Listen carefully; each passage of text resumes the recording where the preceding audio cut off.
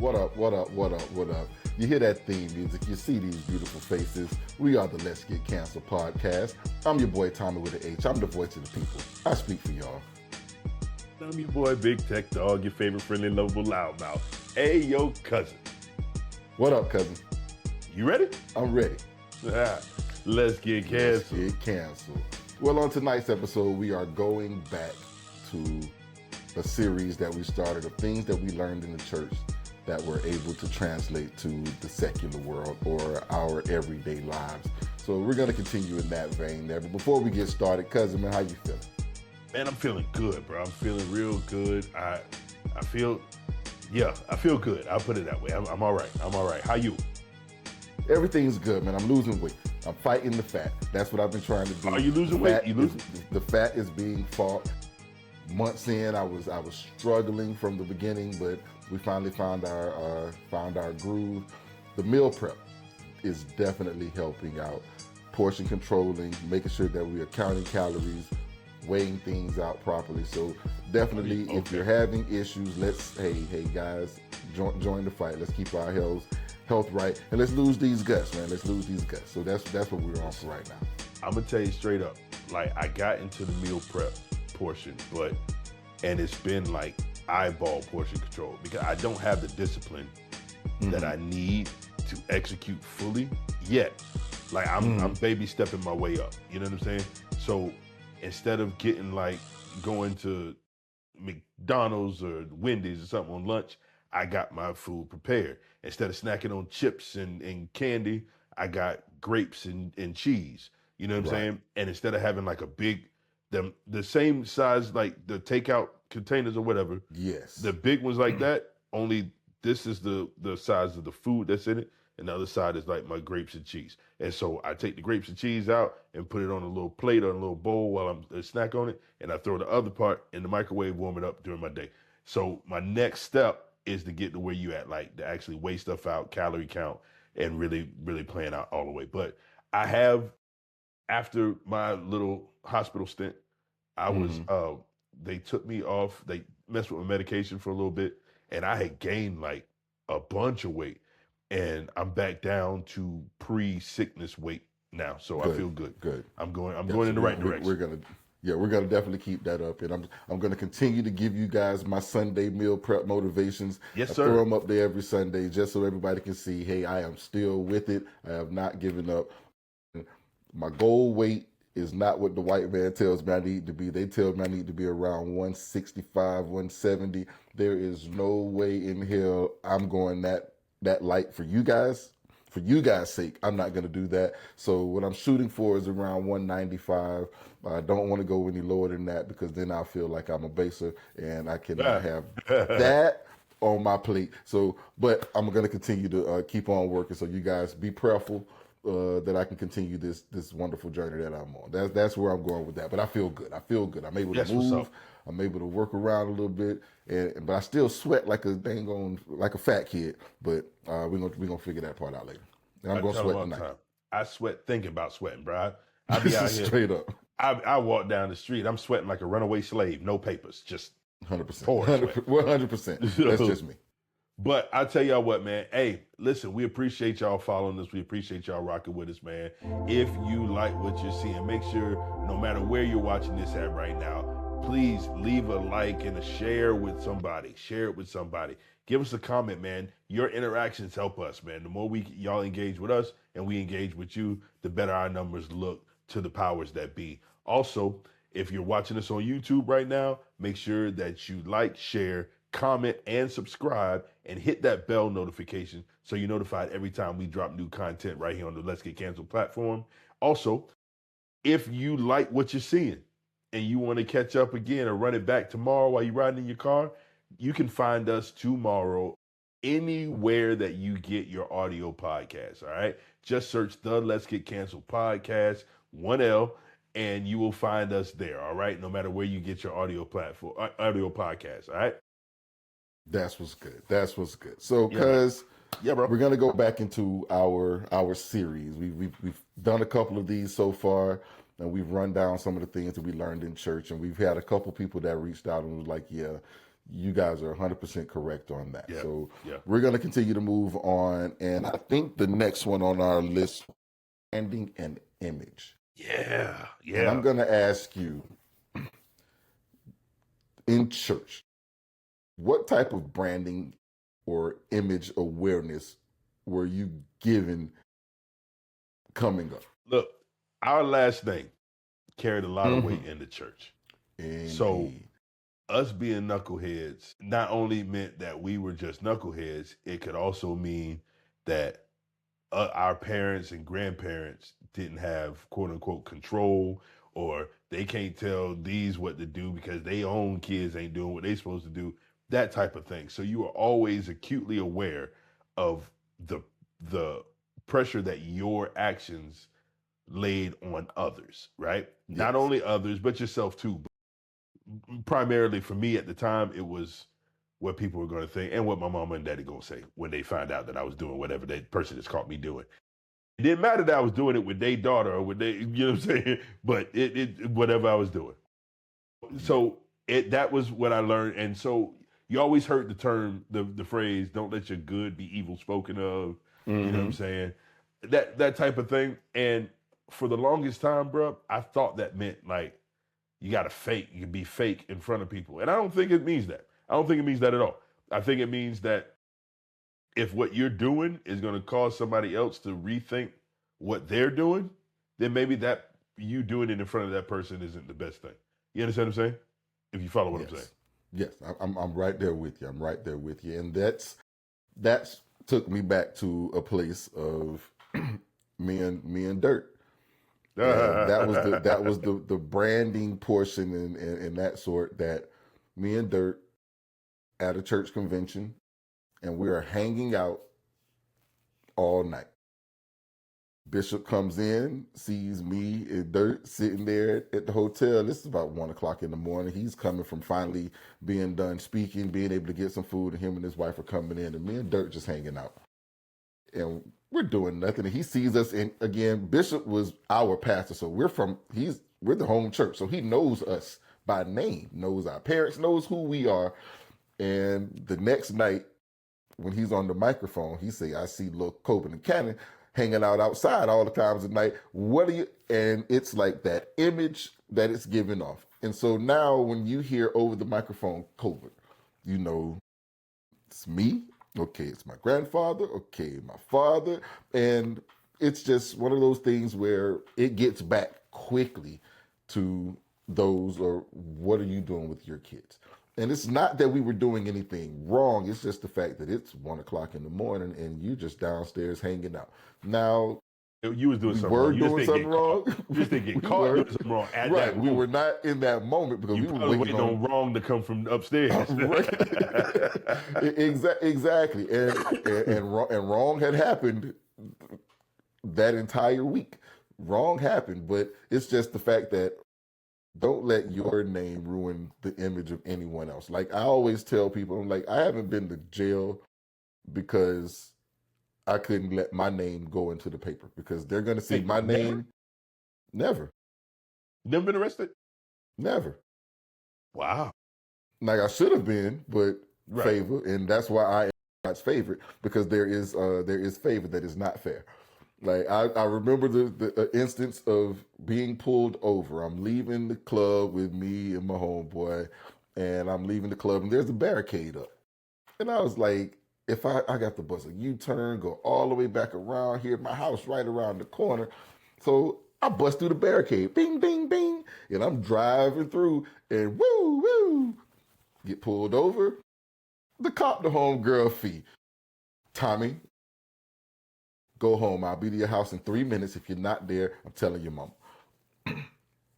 Yes, ma'am. Homeboy, I can't take you home right now. I got to go home. Went by the house, sat there till Fee showed up. She still told my mother, but it's just the fact of Right. it's just the fact of this would have been a night I would have been. Listen, man. I I think that everybody is placed in your life for a reason. Yes. I firmly believe that. And then if you make it past high school with the same niggas, Mm, and we in our 40s, and you yeah. still got the same niggas around you, you're a blessed individual, and that means that y'all went through the trenches together. You Oh gotta boy. understand, me and my boy D Breezy and Bizzolini Capone, rest in peace to the homie. Rest in peace. Since I was 16. 16? Yeah, 16. I'm 44, about to be 45. You understand what I'm saying? Mm-hmm. That's how long we've been rocking. Almost 30 years. And this nigga, I always tell people he got a record a mile long and half of them charges supposed to be mine. And I really firmly believe that that happened because them niggas were scared of my mama. So they would take the charge and they send me home. My job, Real I knew what my smart. job was. My job was to get the car or to make sure to get the bail money together, or make sure I contact mamas and stuff like that and get their And story make sure the straight. lawyer gets paid. Make sure. Right. Yes. That was my job. You know what I'm saying? So when you start talking about image and branding, Mm-hmm. it was so important with church because of how my actions would affect others. And then when you get over to the secular side of things, it's how I want to be viewed by potential clients, customers, to the money. You understand what I'm saying? Right. Exactly. Exactly. And that's when it comes to the money. Like I often speak of me and my jobs and how I am the hard worker and the one that learns everything. That is on brand for me. What is also on brand for me is bringing levity to every situation that there is. That's true. Nothing is gonna stress me to the point where I am flipping out.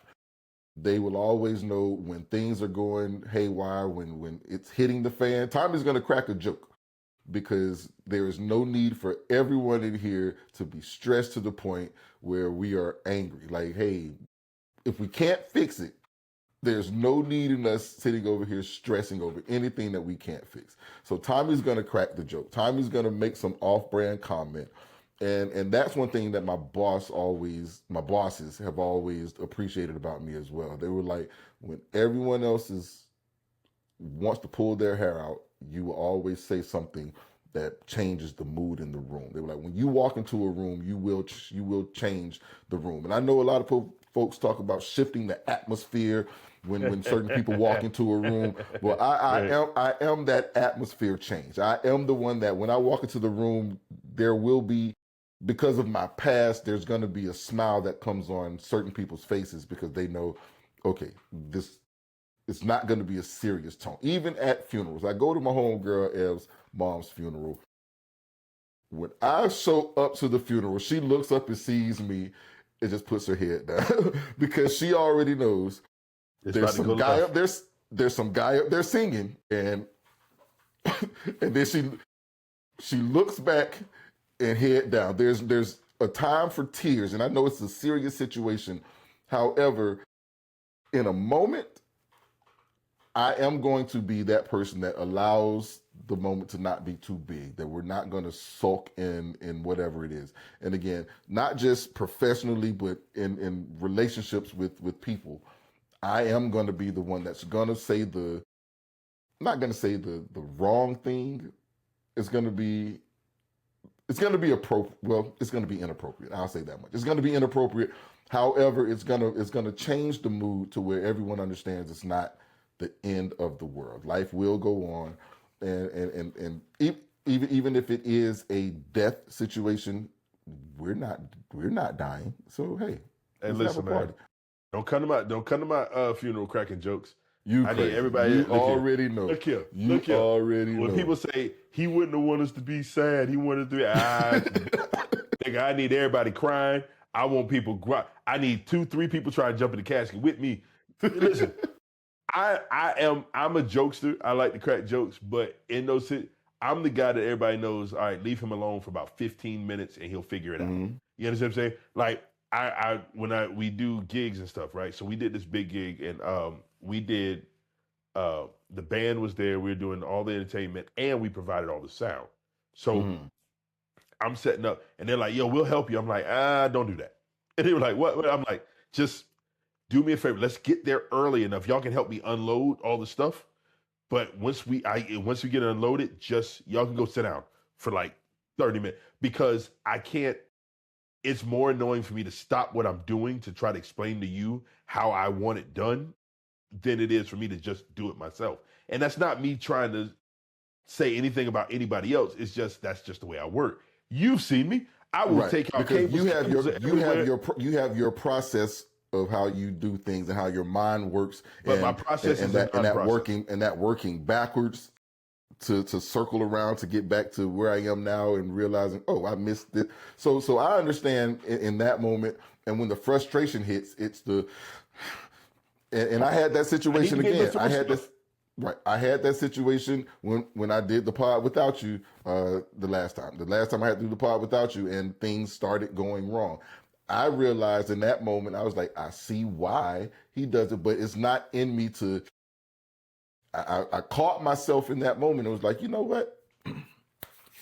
We're going to go and do something else for a moment, and we'll start to pivot. And we started making those pivots in those moments. But it's just I can't allow a situation to change anything. And again, that's something that you learn in church when someone comes in out of order, and you have to bring things back to center, because you don't want your church brand to be that, oh, the people of these churches go off on tangents. These people in this church will That's lose a it on good you. one right there. Like that's that people are looking.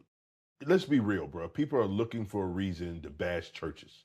Yes, 100%. And on one hand, churches give you a lot of ammunition. A lot. But on the other hand, you don't want to be a part of that ammunition, right? So if people are going to bash the church for certain things, and you're representing that church, but you're also trying to be an individual, you're also trying to do your own thing, and people are looking at you, especially because of your last name and who your father is, who your grandfather is, who your mama is. It's really difficult. You know what I'm saying? But or even really as simple as who your pastor is. Right. That it could be as simple as, I know that's pastor. how they do over there. Right. And that's the thing right there. Oh, you know how that is. You know. Oh, that's why he doing that. Oh, his pastor gay. Like certain things. Like, oh, I expect that out of you because you go to this place or that place. Right. And again, it's a brand that sits on certain churches. There are certain churches, and again, when I grew up, the churches that I went to, the pastors were well known in the cities. Even when I would come and see Grandpa, they were like, he's known everywhere. Everywhere. At all of those 6 churches that he had, each of those cities, he was well known there. So there was an expectation of not just him and his family, but of the members that say that they are his disciples or his pupils. There was an expectation of them to handle things a certain way. And when I get into the secular or the real world or the everyday world, there's an expectation of how I will handle situations based on my upbringing, based on my family name, based on my reputation. Like, people in the streets, when I was out there doing what I do, they already knew what my background was. They knew, oh, church boy. But they also knew church boy ain't no punk. They also knew ain't nothing gonna fly over there. So there's a, hey man, I know I can go over here and pick this up, but he gonna treat me a certain way. He gonna treat me like a hustler. He gonna give me the walk away. Like, I can't go over here and try to negotiate with him about his price, because he just gonna turn away and close the door. Like there's a certain aura that comes around of, hey man, you stand on what you stand on. And these niggas these days talk about standing on business, man. We've been doing that forever. Right. It just is what it is. Like, there's a certain level or standard that is expected, and you don't break that for anybody. And all even I when got someone in this tries world to, is my word and my balls. right, and I break them for no one. Nobody. Like, that's the thing. Like, even like in the church house, you would see people come in and try to disrupt things, and you would see how quickly it got swallowed up. They put the kibosh on that real fast, didn't they? Yeah. But it was never like, because you in our past episodes we've shown people getting upset at church. Pastor comes up, and now it's a whole cursing match going on in the church house. Right. Like, that's not the standard that I want put out there for anywhere that I associate myself with. Right. Because that's not what I was raised on. That's not my expectation of what the brand of this particular church body is. So when I see it, it kind of gives me pause and makes me wonder, okay, so if this is what I get to see, what happens when I'm not there, when there's no camera on? You know what? That is absolutely right. Because if you'll allow me to see this, and I think this is outrageous, imagine what goes on behind the scenes. Right. Imagine what's underneath the cover. But you had a good tagline, like a good point on this one when you wrote up that's personal branding. What you post, say, where, and who you associate with affects your Yes. opportunities. And when I tell you I had to learn that the hard way in church, because look, I'm sorry. If you hang out, now, there's a line. I don't care what anybody says about my friend or my family. If that's my friend in the statement. So Right. everybody in the Full world stop. can think they the worst person on the planet. If I don't believe that about my friend, then that's my friend and that's the end of that. That being said, you also got to remember who you associate with. It's the government in the government right now. They're going through this whole Epstein thing. Mm-hmm. It's people who are like, I don't know that nigga, and then they come up with a picture. Nigga, I take pictures with 50 million people a day. Like, how am I Right. supposed to know every nigga I I'm in do. a picture with?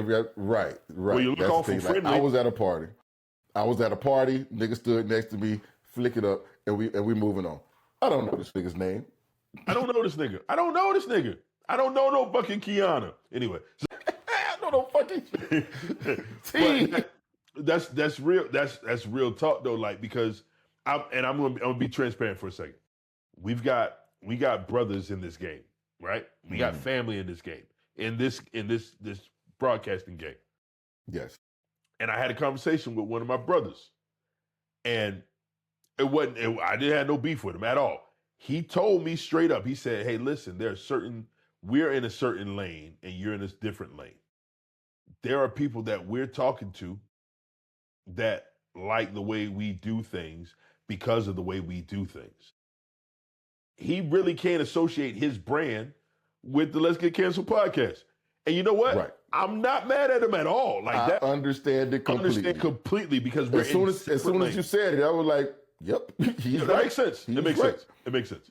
And Nigga, if you're trying to capture this market over here, there is no reason for you to associate with the Let's Get Canceled podcast at all because at all. we're not in that market. That's not our lane. We may be a detriment to you capturing that market.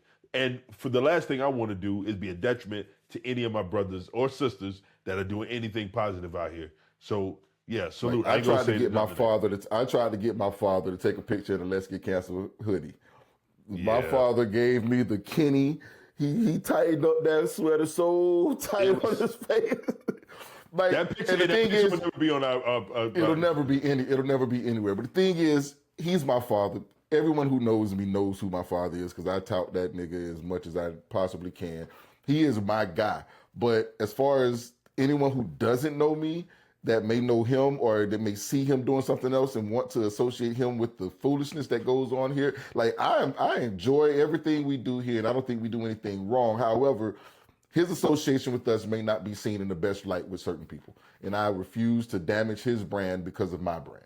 And my brand's going to be open and honest and all this stuff here, and his brand is going to be where he is and what he does. Now he does allow me some leeway with certain other aspects of things that's not associated with Let's Get Canceled. And that's the other thing there is like, there is a life for us that is outside of the Let's Get Canceled podcast. We will not do anything on this podcast that's going to damage that. Right. We are not going to do anything on this podcast that's going to damage that. Our real life works, our real life entertainings of others, like we're not going to do anything that's going to damage any of that because that's not who we are as people. We say what we say, feel how we feel. We don't pull any punches over here. So we're never going to do anything that's going to get us like in really big trouble. Like you may cancel us because we say something that you don't like, but it ain't going to be no real trouble. We ain't going to prison. Find real trouble because lock up. We ain't going to lock up. Jail. I ain't going to jail for none of you niggas. No, sir. I'm fluffy. We're not going to lock up. Like you may. I got locked up once. I don't want to go back. And I wasn't in there but a couple hours. And I wasn't even in Gen Pop, nigga. I was in a holding cell. Look, let me tell you something. Fine. We're going to do it like this. Listen, man. I got locked up post 30. I got locked up after saying out loud like a dummy, "Hey, bro, I done made it to 30 years old. What I look like getting locked up now?" Boom, got locked up. I kid you not. I kid you not. I was in jail and it almost got into 2 fights in jail. I wasn't even in a room with nobody else. So let that sink in for a second. I'm gonna tell y'all straight up. I got arrested for driving on suspended license. Like out of state in Georgia. Fuck you, Georgia. Anyway, listen. And the cop was cool as hell. And he was like, I was like, he told me, did all the thing. He said, "Hey man, I gotta take you." I said, "Take me where, nigga?" You know what I'm saying? And he was like, "I gotta take you." I'm like, "Oh man," I was like, "You gotta put me in handcuffs." My babies was in the car, and my wife was in the car. And he was like, "Man, I ain't gonna do that to you in front of your youngins." I'm like, "Appreciate it." He put me in the back of that cop car. Y'all remember them razor phones? Going to, and you know it took a long time to type it out on that. Going to jail and God damn it. You know what I'm saying? I'm about to go get another flip phone. I kind of want a razor, nigga. I want one of them joints back, boy. But I go to jail and this dude, I'm sitting at the table. Like they put me in handcuffs to walk into jail. Yes. But I'm sitting at the little table. They got the big plexiglass up there. I'm sitting at the little desk. And not little desk, it was a long table, whatever. And they on the other side, the cops is on the other side of the plexiglass. Them niggas had Popeye's chicken. I kid you not. I was running late for something. I got arrested. I was starving. I was going to a dinner and I didn't get nothing to eat. Oh, I was so mad. And I'm like, "Yo, for y'all for real gonna be eating Popeye's chicken?" And y'all know I'm hungry. And they laughed at me. And then they brought this youngster in and set him right there, right next to me. And he is selling out. I don't know if he was high. I don't know what was wrong with him. But he was selling out. And he's sitting right next to me. I'm sitting there, hands behind my back. And I'm just like, he's like, "Yeah, man, I don't give a fuck about none of y'all do." And I looked over at him like this. And he said, "The fuck you looking at, bitch?" I said, "Hey, bro, I ain't from around here, man. Don't do that to yourself." And the cops looked at him and said, "Hey, you don't want to mess with that one." Telling him don't mess with. He's like, "Hey, he don't look like he playing. He ain't gonna be in here but a little while, so you might want to." Right. And this nigga in here for traffic. He pissed off because it's a suspended license, nigga. He already mad. Right. He already got a problem. They put me in that goddamn cell, nigga. They talking about some, all right, so come down. "Hey, child, you want something to eat?" Came to my door. Do. Open the door. He looked at me and said, "You want something to eat?" I said, my stupid ass. I'm like this. I'm like, "Well, what do you have?" He said, No. Do you want something to eat?" I said, "Nah, I'm good, bro." He goes, "All right, I got extra tray." He came back to the door. He said, "You getting ready to go home. Them niggas gonna be here for a while." I said, "You know what? Appreciate you, bro." And then them niggas did. That's when I was still smoking cigarettes. And I get out and they gave me all my stuff except my cigarettes and my lighter. I'm like, "Hey, where my cigarettes at?" "We don't give back tobacco products or lighters." I said, "What?" "Hey, man, that's funny." He said, "Well, you can stay here and take it up with the judge on Monday." I said, "You know what? I'm going to get out of here." You know what? there's a store right across the street. But I said all that. Like, that story is hilarious, and that's the only time I've been to jail. But the reason I bring that up is because my worry at that moment wasn't, "Oh my God, I'm going to be in jail. Oh my God, this is God." My worry was if somebody finds out and it looks bad on my father. It looks bad on what my dad has built. You know what I'm saying? Because we are our father's name. And we carry their name. Right. So now forever and ever, and that's what I was thinking in my head, like forever. Anytime somebody Googles Alvin Colbert, you know what I'm saying? They're gonna find and that's that. why, and that's one of the things that kept me out of a lot of crap growing up. It was, if my name goes in the paper, no one's gonna think Lil Tommy. They're gonna think Uncle Thomas. They're gonna see Thomas Colbert, they're gonna see Uncle Thomas. It's gonna be Uncle Thomas. Every time. That's the only thing that they're going to consider when they read it. Now, they may go down and see the age and was like, "Oh, that might," but no, you see arrested, you see anything with that name is never associated with me yet. Like, I am still his son to this day. To this day. I can go places and my name comes up and they were like, "Oh, you look just like him." It's not, "Hey," it's "You look like your daddy. You look like your father. You Absolutely look like," right. So in those instances, it's like a lot of times my friends would be going to do things, and I would have to, I would always think. There was never a time I just acted on pure just first instinct. It was always a calculated thought. My homeboy tell the story about Fatso. Senior year of high school, had some little girls from the school.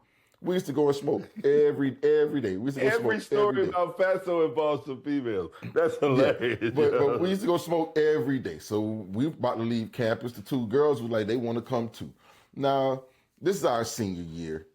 They were sophomore, junior, something younger, a couple years younger. Like it wasn't nothing that was gonna get me locked up. We were 17, they were 15. So it was like we were still within range. We still old enough, young enough. But we leave campus. Well, they leave campus. I decide, you're taking them with us? Nah, I'm gonna stay. Yeah. The little girl, one of the girls' dads, pops up on campus looking for his daughter. She is gone with Fatso and the other girl. The other girl, I think she might have been my girlfriend at the time, or she was my Tuesday, Thursday, one of them. But even still, I'm not going. Y'all go ahead. I got my own. I'm going to just go walk the back street and I'll smoke myself and I'll be okay. So the girl's father is looking for her. A whole bunch of crap goes down. Fatso pulls back up with the two girls, and I'm looking, and I see where he pulls his car. He pulled his car down by the track. FSU police swarm that car. Cat dog. Because there is a underage girl missing, and nobody on campus knows where she is. So this is a problem. FSU police, and we are at Florida State's high school, so So FSU police pulls him after they find his car down by the track. Go in there, they find some weed, and they find the girl. Me. Don't say This find is the girl. It sounds like an abduction when you say Right. they find the girl. Yeah. According to them, she was lost. When they asked me where they were, I don't know. She ain't with me. You see where I am. Now, my eyes may be as red as stop signs and low as antlers, but you see, I'm right here. I don't know. So when they get That's him, hilarious. this is where God's favorite originated. This is me at 17 years old. This is where God's favorite originated, because I was supposed to be there. I was supposed to be in that car. I was supposed to be in there with them, and it derailed a lot of stuff that was going on for that young man during that time. I'm like, Division I scholarships cleared up, him going to juvie for possession, like all kinds of things started happening, man. And like that was my guy. That was my guy. Like he had come down from a different state, and I just attached myself to him because, again, I'm that dude. I'm that guy that everybody's gonna find some sort of attachment to. But in that particular moment, I knew if anything went wrong, when the name goes in the paper, they're not gonna think high school Tommy. They're gonna think pastor. And even once they finally realize what it is, it's still a stain on his name. So there were always times I thought about things when I was selling crack rocks. It was certain things that I just knew not to do, certain places I knew not to be. And that's crazy how you think of, nigga, you lived in a trap house. Yeah, but I don't care what you say. Y'all don't understand. Y'all understand that. When I say the nigga lived in a trap, that nigga lived in a trap. It's mind blowing. One day I'll tell y'all the whole story. But it's mind blowing how crazy it was. And this nigga took me on a trip to a party. This is the party where I told the boy from Apopka. APK niggas. Nigga, you live there now. I don't. I don't. My office was there. No, your office was there. That's where your office was. Yeah, you're right.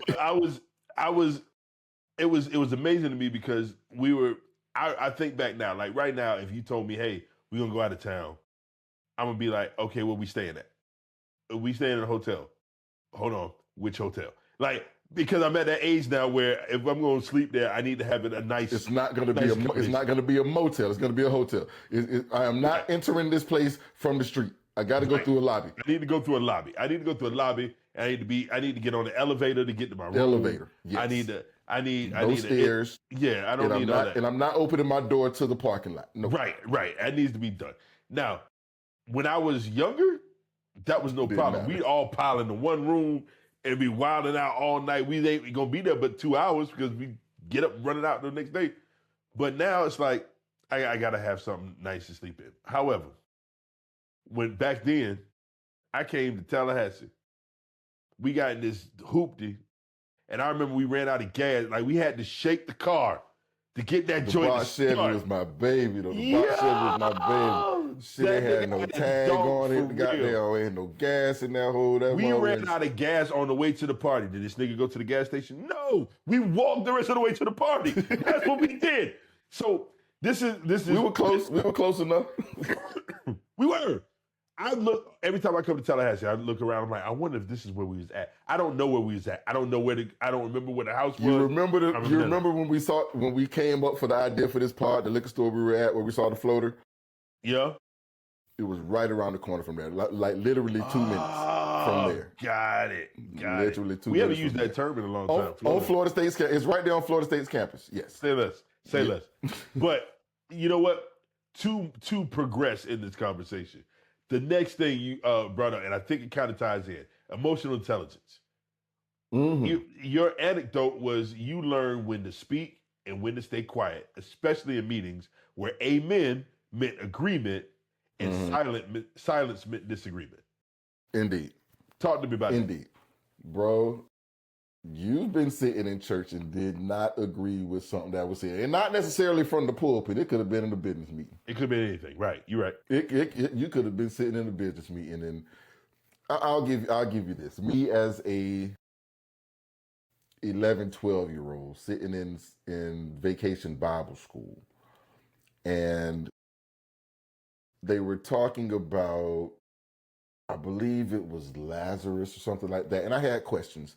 And I started asking questions of the teacher. And at some point, instead of her saying, I don't know, she gave me a BS answer. The wrong thing to do to one of us. Right. So I challenged. And again, this is me at a young age not having any emotional intelligence at all to speak of. So I'm challenging, and then I get kicked out. Like, how many kids get kicked out of Vacation Bible School? I've been kicked out of Vacation Bible School as a middle school. I've been kicked out of Sunday school as a high schooler by my mother. I believe it too. Gotta know your mother. Yes. She was my Sunday school. She was my Sunday school teacher, and me with all of my my high school friends in there, and there was I'm not even gonna talk about that pastor. He's now a pastor, so I'm not even gonna talk about that. But she kicked me in dirt out for talking again. Emotional intelligence, seeing things and not being able to say things that is hurtful to someone at that particular age.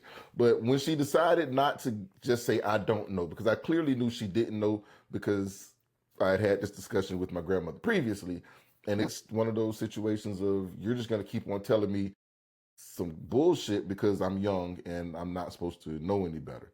So then I finally go to my grandmother and tell her afterwards, my grandmother DK, beautiful, beautiful soul. And then she finally shows up and speaks on my behalf. And she said, baby, these kids aren't stupid. If you don't know, just say, I don't know. Let me look into that, instead of just giving up some whatever answer. So years later, as I go into the workforce, and I get emails from people to this day asking me questions that do not pertain to my job, nothing to do with my duties. I don't know, but you learn in those moments, hey, and you learn a professional way to say, I don't know. Hey, let me look into that, and I'll be sure to get back with an answer. Pretty much, I don't know.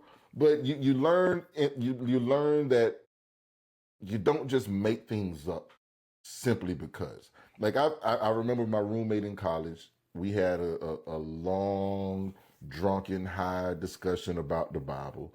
Man, he was like, how do you know? Can you prove it?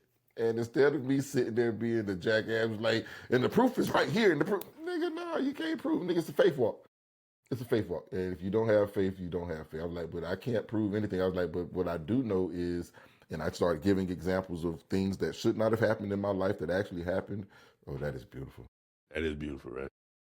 Need a little bit more liquor in that, or need a little That's bit a more little liquor in shot. that. That's a shot. It's a Yes, big it's a shot. glass. You It smoke may this nigga look, that smoked the shot. yeah, You yeah, and I'm gonna smoke the let that shots, sit there and marinate for a minute.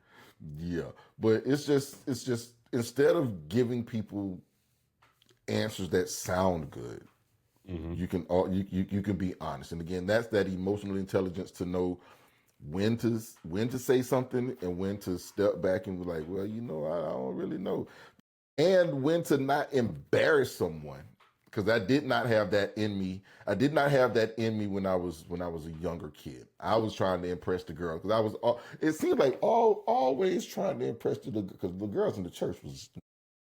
Nasty. But I was always trying to, so I would say things and because again, hey, it's church folks and I'm always at church. My people are known. Hey, I'm always at church. So these are the girls that I wanted to impress the most. So I would always say things to make them laugh, make them understand that I'm not a dummy and that sort of thing. But at times it would embarrass someone else. And as a kid embarrassing an adult, that's not cool. That's not something that you want to happen. So as I got older, I did start to realize that sometimes you just have to let people speak and you can correct them later. So that's something that I definitely learned from the church, because you don't want somebody to feel any type of way about the way that they are, the way that they speak. I choose not to. Now I might You're talk so about you much better behind your than me. back. Yeah, I might talk about you to my friend group, but I'm not going to embarrass you. My thing is always like I'm not purposely trying to make you look bad, right? I don't want you to necessarily look like you don't know anything. However, I also take it as a slight when you do things that I feel like you're trying to make me look like I don't know as much as you. So at that point, I got to move the needle, because now not only do I need to let people know that I know as much as you, I need people to know that I know more than you, and I need people to believe that you don't know shit. So, and So that's you what have to that's win. You have to win. You have to win. I have to win. Not only do I have to win, you have to lose. You understand what I'm saying? You see the difference? And I'm not like that in everyday stuff. Like I am a big everybody can win type of dude. I'm a big like, look, I don't have to make you look bad to look good. If I am purposely trying to make you look bad, it's because you have given me a reason to make you look bad, not for me to look good. Because again, I've got a certain set of skills. You know what I'm saying? I've got I've got a particular set of skills. And that's all I got. I don't know how to do a whole lot of stuff. I only know how to do a few things. So what I've done is I've learned how to do those few things well. So when you come into my arena and you try to make me look like I don't know how to do one of the few things I know how to do well, now I've got to make you look bad. So, but the emotional intelligence part of that, honestly, is knowing when someone's trying to make you look bad versus when someone really just doesn't understand. And I've had to come to grips with, you know what? Everything that sounds offensive to me may not have been intended to be offensive. Right. And I learned that in church, because preachers in general talk rough. Yes. They bark, for lack of a better phrase. Yes. And what happens is if I get caught up in that bark, my feelings will get hurt. And I'm like, and then I go into that other mode where it's like, ooh, you ain't gonna make me look, you know what I'm saying? I'll give you an example. I work with somebody right now. She gave us a drop. Shout out Letitia. And Letitia talks rough to people. Like, so, and I joke with her all the time. Like, I'll go in her office and I'll answer the phone. And it's like, good afternoon. Thank you for calling, blah, blah, blah, blah, blah. This is blah, blah, blah. How may I help you? That's how I answer the phone. I grew up like that. In church and home, it was, hello, thank you for calling so-and-so and so-and-so. Right. Get, you know what I'm saying? Whatever.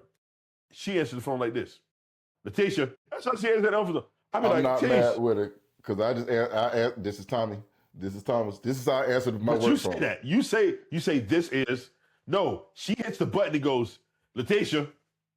Right? That's how I go. Now, So when I worked in Master Control, I would just answer the phone and say Master. Like that was my younger. That was me younger and working at PBS. and people would call in there to tell me that I messed up something because the screen is going black or just the bar is up, whatever, and something's going wrong. And I would answer, Master, Master, because it's Master Control, Master. And people were like, people started getting accustomed to that. But again, me now being an adult, give them a little bit more information. Well, see, here's the thing. When I told her, what I did when I first started there, I thought me and her were gonna have a problem because of the way. Because what I'm big on respect. I'm big on look. You don't have to earn my respect. You get my respect the moment you meet me. I respect you because you're one of God's creations. You're another human being. I respect you. What you're not gonna do is disrespect me. And so when I first got there, I thought that was going to be a problem. And what I had to learn, I had to lean on my church upbringing where it's like, don't always jump to the first conclusion that you get from someone. Right. Sometimes you got to give them an opportunity, get to know somebody, give them an opportunity to explain themselves, give them an opportunity to show you who they really are, not what they presented to you the first time. Right. And that's Let hard. them grow on you. Right. It's difficult for me because I try really hard to present the right tech to you the first time you meet me. Everybody doesn't live that way. And but so you give them what you feel is appropriate for the situation. Not always that. I think yes to a degree, but it's really like I need in this first interaction, I need you to understand a few things. Number one, that you can talk to me and we can have open, honest dialogue. I need you to know that I have respect for you and that I demand respect from you. I need you to know where my heart is when I'm trying, especially if we're talking about a certain thing. I need you to know that no matter whether or not we disagree, my heart is trying to do this the right way. So there is an opportunity for you to convince me otherwise because my ultimate goal is to achieve whatever the goal is we're trying to achieve. Achieve things the right way. And I try my best to think about how I can present that to you the first time we meet. You understand what I'm saying? So that's one of those things. And I've watched preachers, evangelists specifically, preachers, pastors, evangelists who had to do that all the time. Because when you're an evangelist and you're the first time going to church, you've got to present to everybody like you know what you're talking about. You got to present that you know the word, and you're trying to do this for the betterment of them. And we watched Grandpa do this all the time because if he was invited to preach, that's what he had to get across. And not only that, he had to get that across up front. So you would listen to the information he's trying to get. Right. So those are the things that emotional intelligence, that part of me that says, hey, understand what you're feeling in this moment, understand how you're coming across to somebody else, and try to understand what they're trying to convey, regardless of how they're coming across to you. That was absolutely huge. But in hindsight, it has worked for me so well working in the mental health field, where I've had to look at somebody and realize that, you know what, every behavior is an attempt to meet a need. So my focus changes from you ain't gonna talk to me like that to what is the need they're trying to meet by talking to me like that. And I don't have to sacrifice the respect from a patient for understanding, for understanding to get an understanding. Absolutely. Now, I'm going to bring it to a completely different side of this. Of your emotional intelligence. How many times in church have you sat up there and listened to someone try to bullshit? Yep. And you didn't study at all, did you, nigga? You just gotta. You ain't study at all. When you get up there and start telling me things that's in the Bible that are nowhere in the Bible, and God said, no, he didn't. No, he didn't. Where did he say that? He ain't tell you shit. What your boy Gino say? Chapter and verse. Chapter and verse. Come on, son. Like when they give me these anecdotes that are just that. They're just anecdotal messages that have been passed around and given as scripture, but it's nowhere in the Bible. And there has been that emotional side of me that had to separate that it sounds good because they're riffing and they're running and they're humming and they're getting keyed up. And a lot of it is you musicians. Yeah. Y'all will key some bullshit up so good when the motherfucker get the Y'all gonna key it up and ain't nobody listening to what's actually being said. Wait, they get the what? Like when you get somebody get the humming real good, like you musicians will, and y'all get the running on the keys and you get the hitting them cymbals all hard. Like at that point, we're just caught up in the moment, but you have not listened to a word this man said. And and that will get a lot of folks those offerings, but ain't nobody's soul being touched. But I take that to the real world where I've sat in an office with a boss that's trying to shoot me some bullshit about why they're going to change the way that we get paid. And I'm sitting there and they're riffing and telling me how great it's going to be and how it's going to benefit me and the team. And I'm sitting there listening and I was like, you're going to give us this much more work. You're going to make us work this much harder to get half of what we got, but you're going to give us something on the front end. But my understanding of how business works, the business is never going to give me more money unless they're making more money. You're not doing anything that's going to benefit me that's not benefiting you even more. As the boss, your job is to make money for your company and your shareholders. So whatever you have to do to screw me over, and then when you start to dig into it, and I've always told all of my team members when I was on teams or when I was just in middle management in these meetings, I was like, do y'all realize what y'all are giving up by accepting this? And all you hear is, yeah, and we're going to give you, and you're going to get this, and you're going to get this. But what are you missing on the bottom end? What's the small print? What's the stuff that they say real fast at the end of those while y'all clapping? Because they get y'all clapping up, and then they say something, and they tell you that we told you. Well, we told you that part. You don't remember that part? Because they tell you all the good stuff and get you clapping, and then they slide the other shit up under there. So it's that part of emotional intelligence also is I hear what you're saying and it sounds good, but I need to be able to fully understand what's being said. So I know you have experienced this in church where someone has given a full-on message of nonsense. Nonsense. What people don't understand is that, like, preachers are people. 100%. Preachers are people. And sometimes they're lose your train of thought. Yeah, sometimes they're kind of. Wow, I wasn't going there, but he's right. My bad. Okay, I'm gonna let you keep your thought. But sometimes they lose their train of thought. Sometimes, and you lean on I'll give you an example. There are preachers who are preachers right now that are they're getting up in age. But what's funny is that they'll still be able to give you those lines.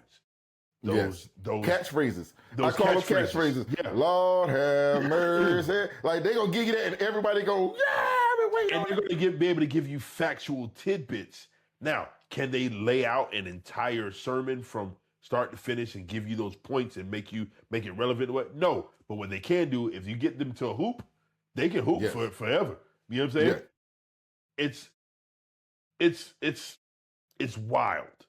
It's weird because I watched the video of a guy who was suffering from dementia, and he was sitting there. He's a musician, and he was really old, suffering from dementia, and they set him down in front of a piano, and he looked at the piano, and you can look at his face, and he couldn't tell what the piano was until he hit a key, and when he did, his fingers automatically went to. And he played out like it was like, wow, because you can lean on what you already know. Fast forward to these con artist preachers, that emotional intelligence, they know how to play on your emotion. And they know how to play on get you to give me that emotional reaction. They remember the greatest hits. Right. So you think that you're getting something more than what you are. And then you realize, if you sit and think about it, I didn't really hear anything, any good news, any gospel. I got a good feeling. And the good thing, what I really appreciate about growing up as a Kojic, is the fact that we were always encouraged to get it for yourself, to understand it 100%. For yourself. 100%. And so we were that emotional intelligence. And I don't know that everybody got this from church. I know that we got this from church. Right. That emotional intelligence was heavy on the intelligence.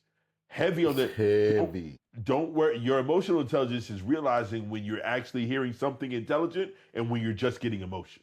You understand what I'm saying? Right. And There is a difference. There is a difference between the emotion and the intelligence. Absolutely. For sure. And But when you're able to put them together, when you're able to put them together, though, dangerous. One of the funny things that you wrote, you put this in this point, and it said discernment is emotional intelligence wearing church clothes. I said, this thing here is barring it up. Because that's truth, bro. Like, emotional intelligence is discernment. That's being able to look, discernment for y'all unchurched people. Discernment is being able to look at a situation and know that something's not quite right. To feel that something's not quite right. Not looking at it for what it is or what it says. Right. Or on the flip side is knowing when it is right. Knowing when it is where you're in the right space, you're in the right vein, you're doing the right thing.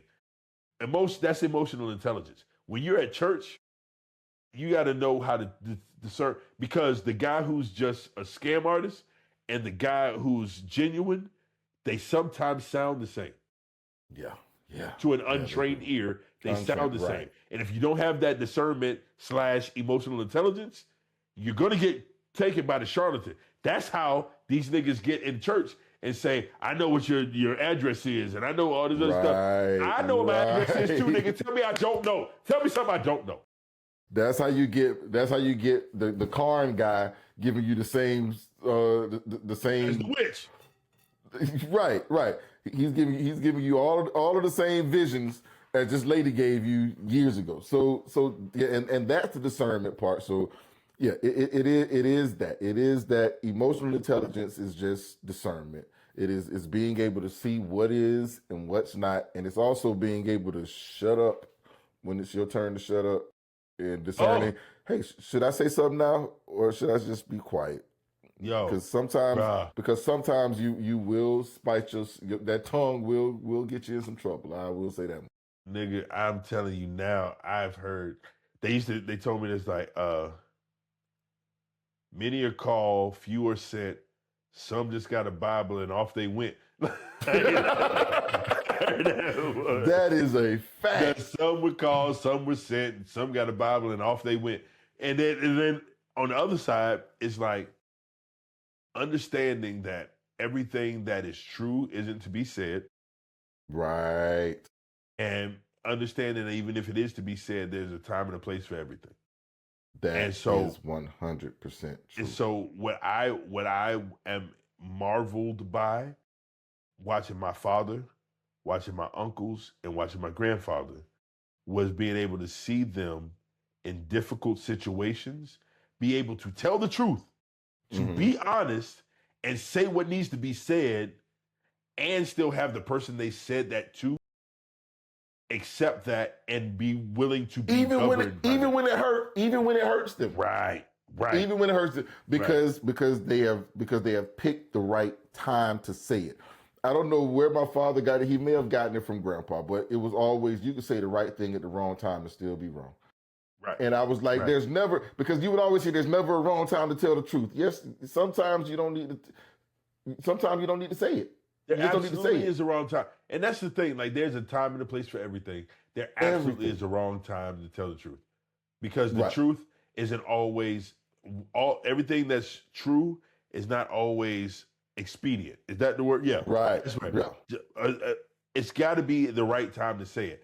Because sometimes that truth can wait till tomorrow. That truth can wait till the room is cleared. That truth can wait until they're actually willing to hear it. Because if I tell you something that you need to hear that you don't want to hear, you're not going to accept it. You're not going to receive it properly. But if I can wait until the right time and tell you the same thing I was going to tell you when you were pissed off, you're going to hear it a little bit. You even find out with your wife. You can tell your wife something at one moment that you know you're going to get punched in your mouth if you say it.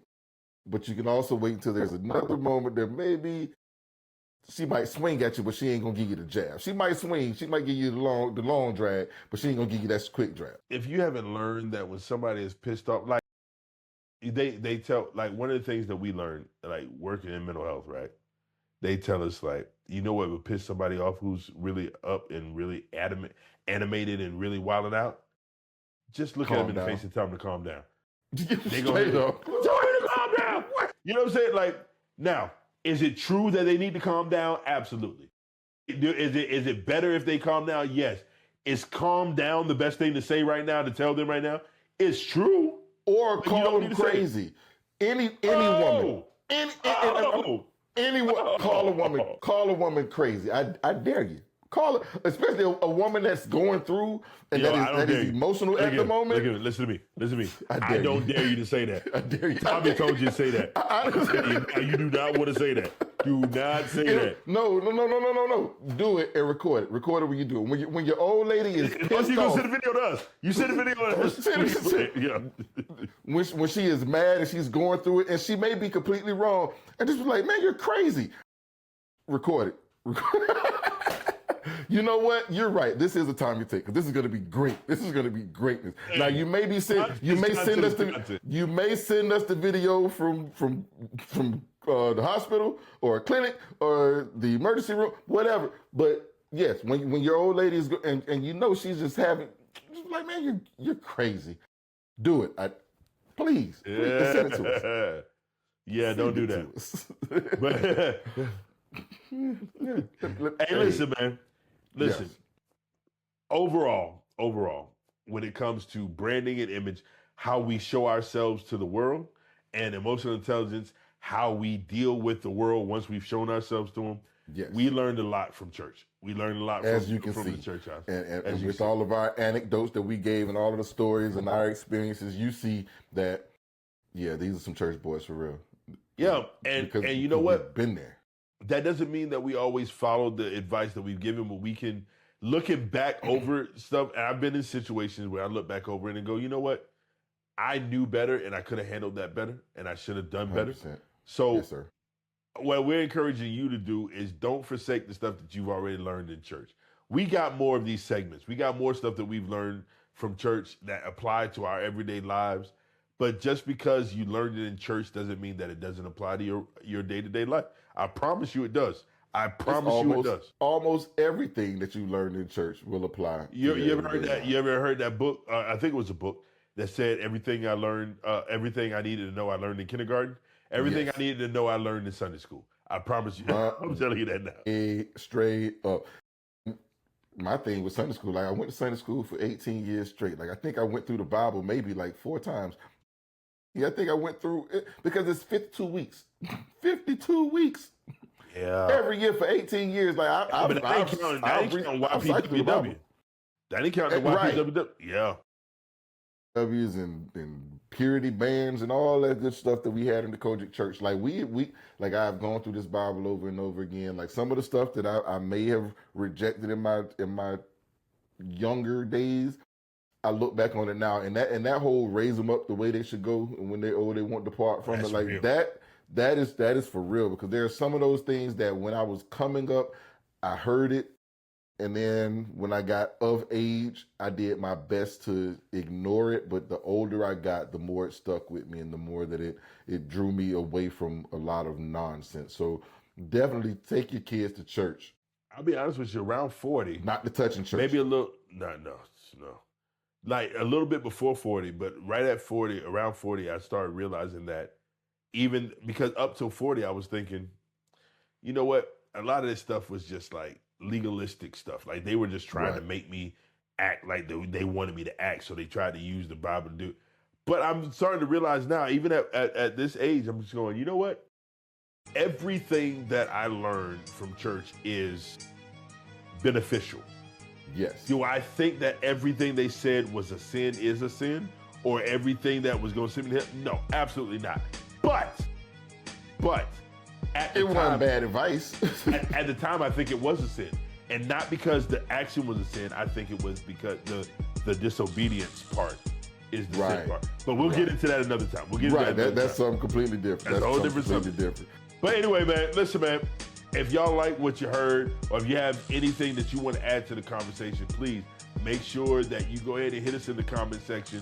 We read every single comment. We read every single DM. We try to respond to y'all, even if it's nothing more than just a like or a heart or something like that. You will get a response from the Let's Get Canceled podcast. And please remember, if you like what you are seeing, like, comment, share, subscribe to the Let's Get Canceled podcast on all your social media platforms. And we are going to be here tomorrow on all of your audio podcast streaming platforms. So if you like what you're seeing, you like what you're hearing right now, you can listen to it again and catch up on something that you missed on this episode tomorrow, anywhere that you get your audio podcast. All right? Thank y'all so much for the support. Definitely, cousin. And we have not been canceled yet, so we got to do this again next week. Do it again. Boy, I tell you what. We coming back, and we going to keep on hitting them in the chest with what we got. All right? We love the church. We love the church, folks. We love y'all. Y'all be really do. Hey, y'all love y'all, cousin. Love you, boy. Hey, love you, man. Be easy. Peace.